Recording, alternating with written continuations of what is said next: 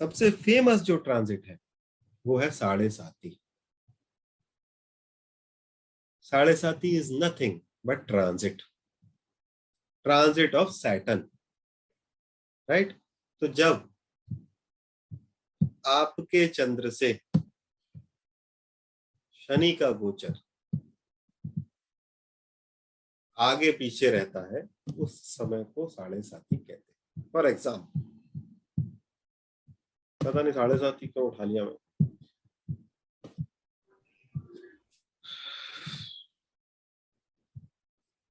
इस समय शनि, ये आज का चार्ट है, इस समय का चार्ट, राइट, इस समय का चार्ट। ओके, इस समय सैटर्न कहां पर है? 9th हाउस, मकर में, मकर राशि में। मकर में वक्री है।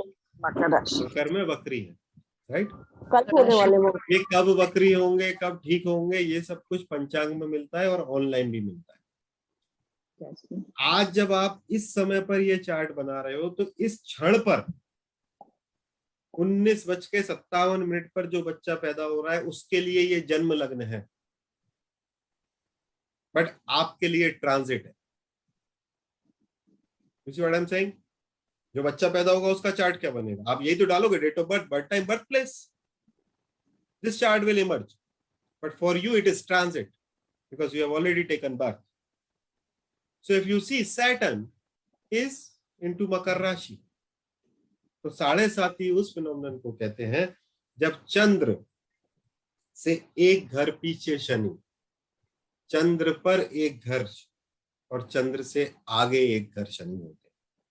चूंकि शनि करीब करीब 2.5 साल बैठते हैं एक राशि में, तो 2.5, 5 और 7.5, ये 7.5 साल साढ़े साती कहलाती है। यानी कि इस समय शनि अगर मकर राशि में है तो 3 राशियों पर उनका मेजर प्रभाव रहता ही रहता है। जैसे कि जिनकी तो जिनकी धनु राशि है, जिनकी धनु राशि है उनके लिए शनि उस राशि से दूसरे स्थान पर है। अगर आपका चंद्र धनु का है तो सैटर्न इस समय कहाँ मूव कर रहे हैं? अगर आपका धनु राशि है तो ये धनु राशि, यहाँ पर आपका चंद्र बैठा है फॉर एग्जाम्पल आपके चार्ट में, तो शनि का गोचर अगले 2.5 साल कहाँ पर है? यहाँ पर है, यानी कि आपके चंद्र से दूसरे हैं। इससे 2.5 साल पहले शनि का गोचर कहाँ पे था? आपके चंद्र पे था, क्योंकि जब शनि वृश्चिक में थे तो उसके चंद्र से 12वें हो गए थे, यानी कि उसकी साढ़े साती चालू हो गई थी।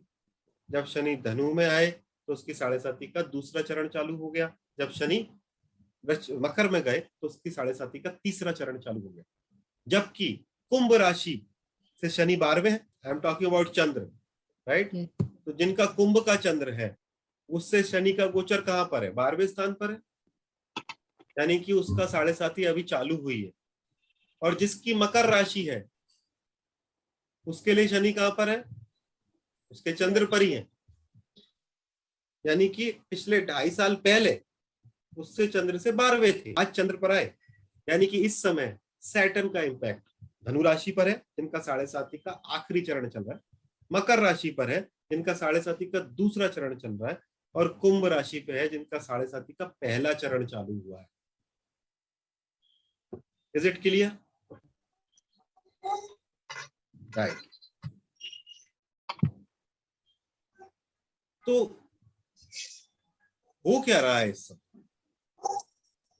हो ये रहा है कि जहां आपका चंद्र बैठा था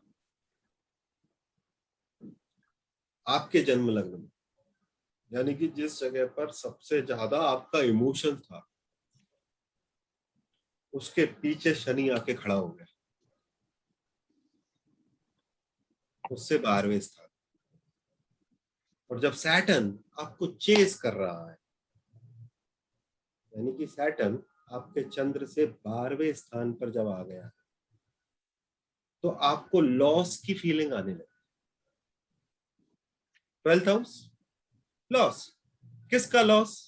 मन का लॉस, मन का लॉस मतलब जो भी इमोशंस है उसका loss. Saturn has already started chasing you. इसलिए साढ़े साथी का पहला चरण के अंदर व्यक्ति को लॉस का अनुभव होता है। यानी कि साढ़े साथी क्या है, सबको समझ में आ गया ना? हाँ, कोई ऐसा तो नहीं जिसको समझ में नहीं आया? आ गया मोस्टली। Why साढ़े साथी is considered so bad? उस पर माइथोलॉजिकल स्टोरी तो है ही कि चंद्र चूंकि मनमानी करते थे और उन्होंने जो है वो यमी का अपहरण कर लिया, तो फिर शनि को गुस्सा आ गया और शनि ने अपनी वक्र दृष्टि उन पर डाल दी और शनि ने फिर भगवान शिव ने आकर बीच में जो है वो मीडिएशन किया। सैटर्न ने तो बोला कि मैं 24 घंटे तुझ पे नजर रखूंगा क्योंकि तू कभी भी कुछ भी कर सकता है, क्योंकि तुम अपने मन की करते हो। फिर भगवान शिव ने बोला कि अरे मैं जब 3 बार पलके झपकाऊंगा इतनी देर रख।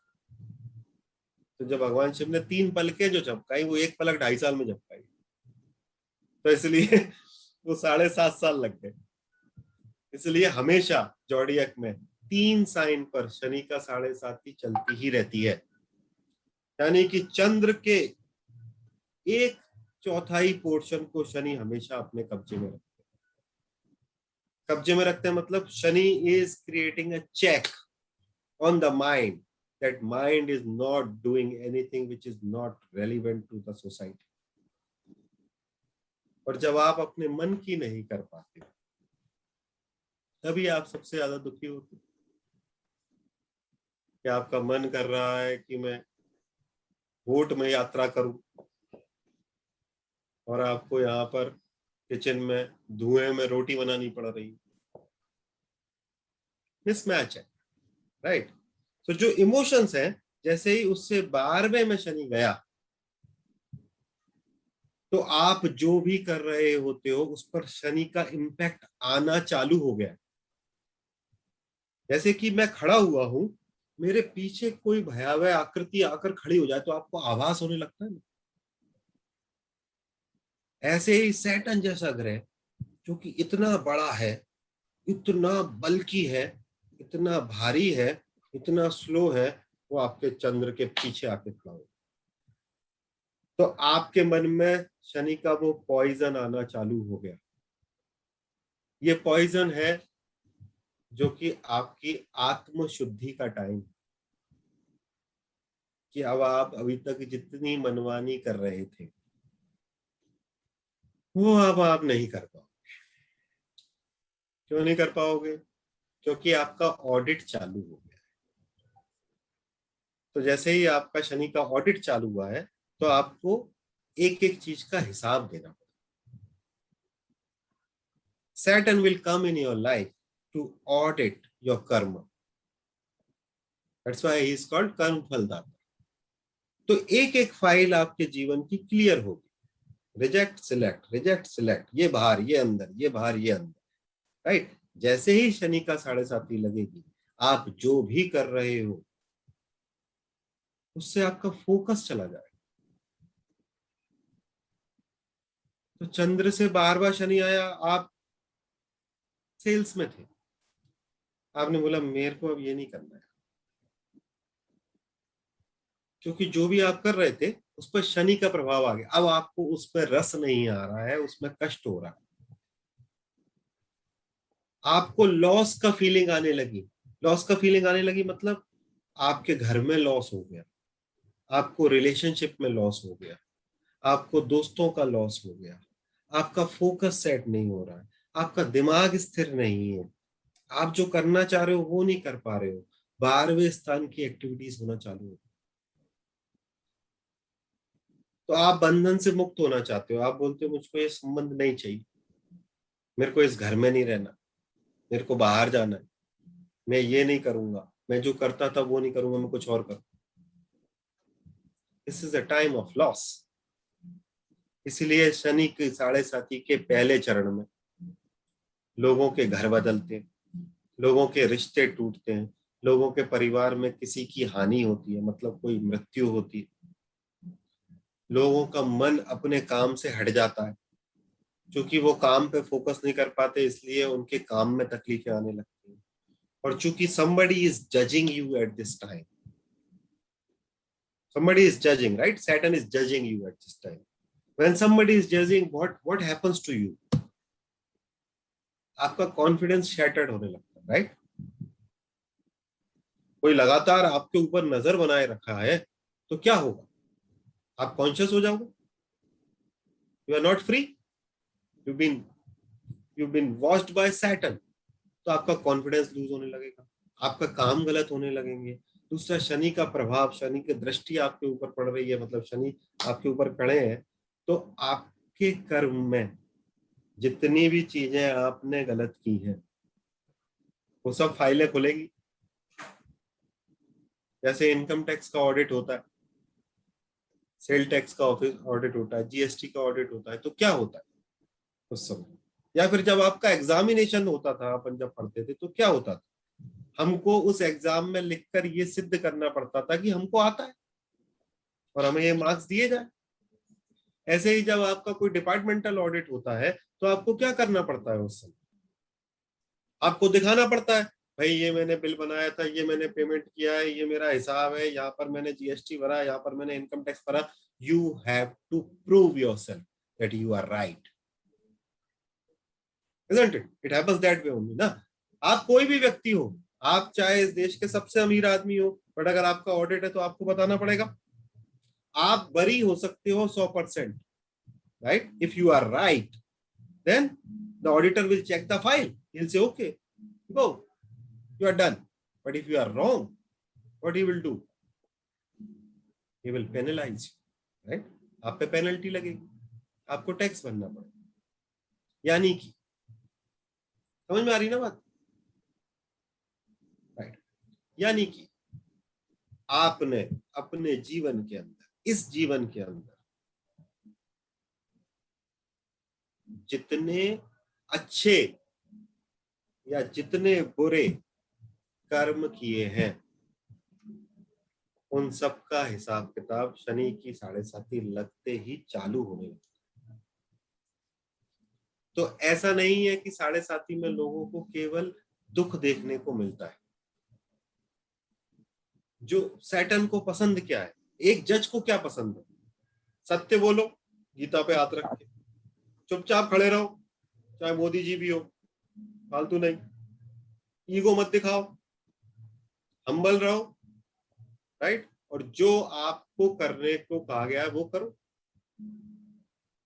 ये शनि को पसंद है, यानी कि शनि को ट्रुथ पसंद है, बिकॉज ही इज अ जज। शनि को डिसिप्लिन पसंद है, शनि को मॉडेस्टी पसंद है। शनि को सबसे ज्यादा नापसंद क्या है? धोखा, ego, right? Ego, he doesn't like ego at all because ego is Surya, right? Ego आपको, उसको बिल्कुल पसंद नहीं, धोखा उसको बिल्कुल पसंद नहीं।